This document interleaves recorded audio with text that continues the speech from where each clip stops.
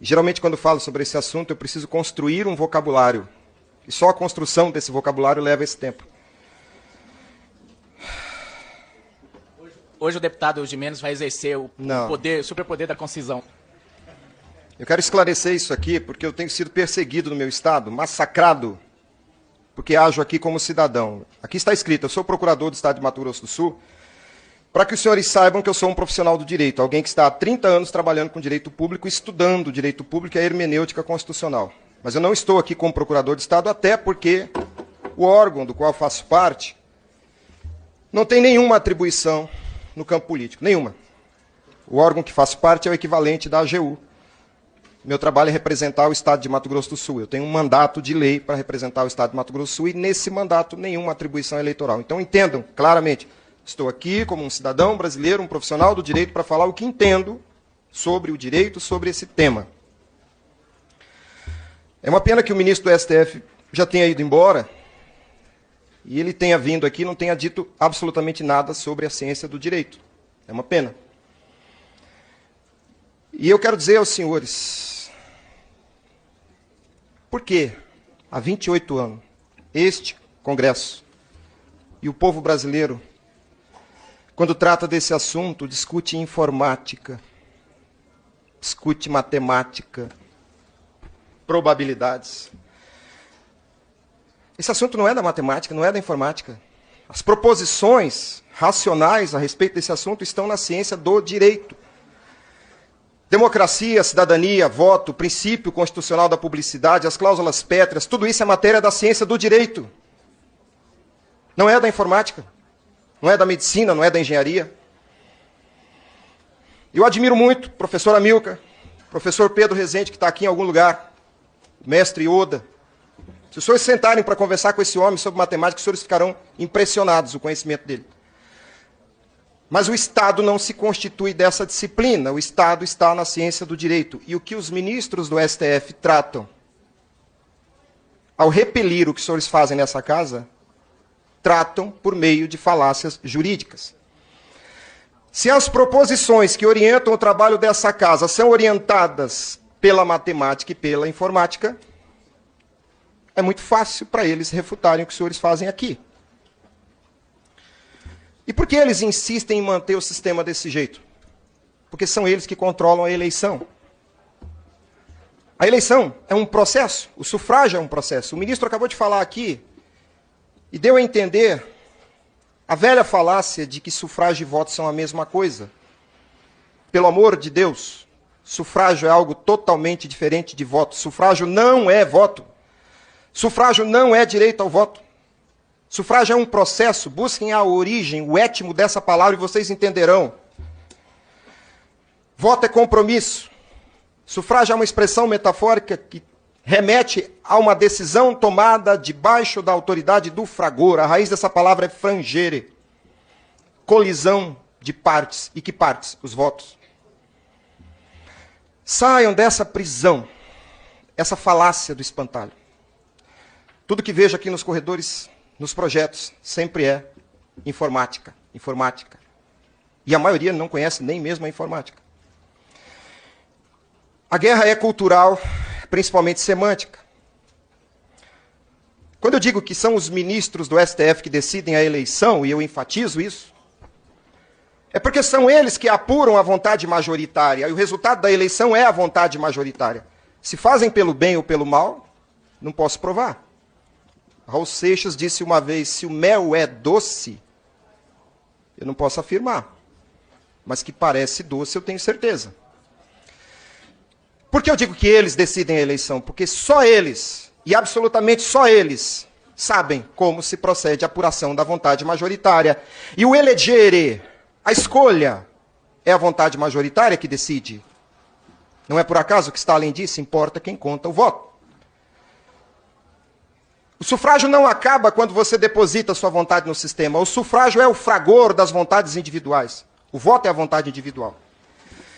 Mas quem tem o absoluto controle sobre o sistema recusa qualquer interferência. Por quê? Porque essa Constituição, mal escrita em 88, deu à Corte Constitucional o poder de ser o agente do serviço eleitoral. Então nós temos juízes constitucionais que são também os prestadores do serviço eleitoral. E eles não querem perder o poder de controlar o destino de um país continental com 200 milhões de habitantes.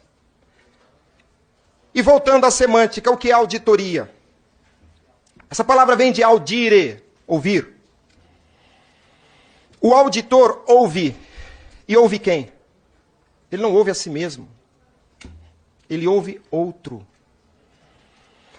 É absolutamente irracional que há 28 anos nós, povo brasileiro, estejamos assistindo um teatro ridículo, onde alguém ouve a si mesmo. Não há absolutamente nenhuma auditoria no serviço eleitoral, porque é o próprio agente do serviço eleitoral que fiscaliza a sua própria conduta. Isso não é auditoria, isso não é audire.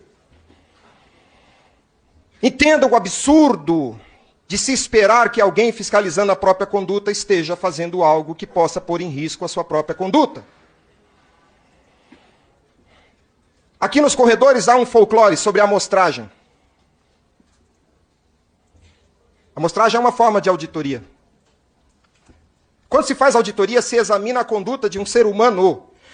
Quando um fiscal de renda olha os registros fiscais de um empresário, ele não está fiscalizando o livro, ele está fiscalizando a conduta do sujeito passivo da relação tributária.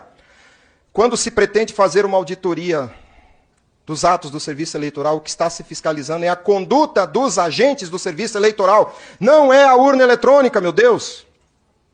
A máquina não é sujeito de direito e obrigação. Ocorre que o sujeito que presta um serviço através de um certo instrumento, ele se põe a fiscalizar o próprio instrumento e, ao final, conclui que aquilo que ele fez está muito bonito. Quem propõe a amostragem abre uma porta gigantesca para que isso continue a ser assim. Porque a eventual amostragem será novamente conduzida por aqueles que deveriam estar sendo fiscalizados. E a amostragem é uma operação técnica que se faz quando o universo amostrado é conhecido na sua substância.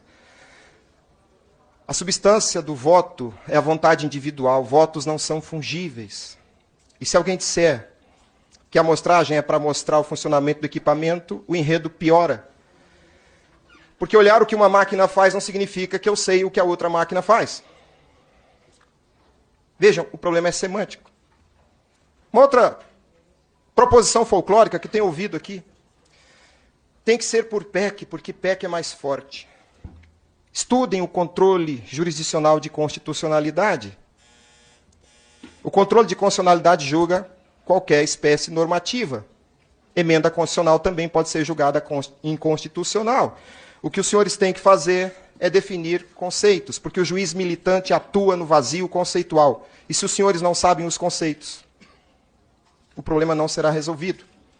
Muitas vezes eu chego em algum gabinete e o parlamentar me diz, não precisa falar comigo, você já tem meu voto. Senador, deputado, eu preciso que o senhor entenda o assunto. Se o senhor faz um projeto de lei para repetir simplesmente, vai ter voto impresso, o senhor não resolve o problema. O senhor precisa dizer o que é o sufrágio. Qual a natureza jurídica do sufrágio? Por que o princípio da publicidade se aplica sobre o sufrágio? Quando ocorre o escrutínio do voto?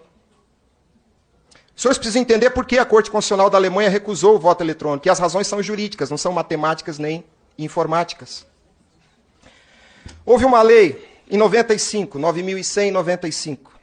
10.402 em 2002, ambas prevendo voto impresso. Depois, 10.740 em 2003, criando a virtualização do voto.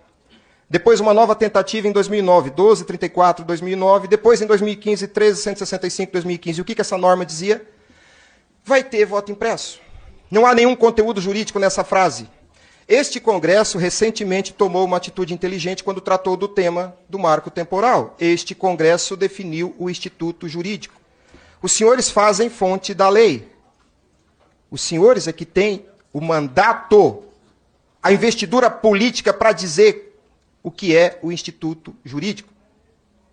O juiz militante atua no vazio conceitual, como prevê o artigo 4º da Lei de Introdução ao Direito. Vejam, o tempo já acabou.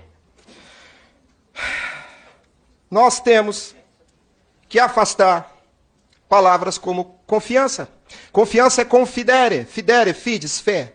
O Estado é laico, eu não tenho que atribuir fé a nenhum servidor público, seja ele ministro ou não. A rigidez do ato do agente público só se dá se houver cumprimento aos princípios. E o princípio constitucional da publicidade tem sido maltratado. Eu vi da boca de um assessor jurídico aqui nesta casa que público é o ato do agente público. Não, senhor, público é o atributo do ato, não do agente. Tem muito agente público cometendo atos que não são públicos. Entenda, público é aquilo que está na compreensão do povo, porque público, esse adjetivo, significa do povo. O povo deve se apropriar pela compreensão do ato do escrutínio. Nós fazemos eleição desde 1996 num método ilegal, inconstitucional, antidemocrático e fascista. Porque aquilo que era do povo passou a ser do Estado, para o Estado, pelo Estado. Isso é fascismo. Isso é fascismo. Muita coisa pode se dizer mal, ruim, de Getúlio Vargas. Mas uma coisa ele acertou. Ele tirou a eleição da mão dos coronéis e seus bacamartes e suas milícias, quando deu ao voto um corpo concreto. Em 80, reiniciaram a tentativa de tornar o voto virtual apenas potência. Brizola começou essa luta. Brizola. Brizola. Isso não é uma pauta da esquerda ou da direita, é uma pauta da democracia. Se o voto é eletrônico, senhores, o voto é feito de elétrons. Nenhum ser humano nesta sala tem nenhum sentido atribuído por Deus que lhe permita conhecer elétrons. E há uma cláusula em qualquer constituição. O voto deve estar sob uma relação direta de domínio. Esse é o conteúdo teleológico daquela cláusula mal escrita na Constituição de 88, chamada voto direto. Não é o voto que é direto, é tua relação sobre o voto. Você não estabelece uma relação direta de domínio sobre um punhado de elétrons. É por isso que Israel dá ao voto um corpo concreto. Por que eu estou citando Israel? É a ponta da tecnologia no mundo. Senhores, se o voto não tem corpo, matéria, ele não existe. Sabe por que eles dizem que não há fraude, nem há prova de fraude? E eles têm razão.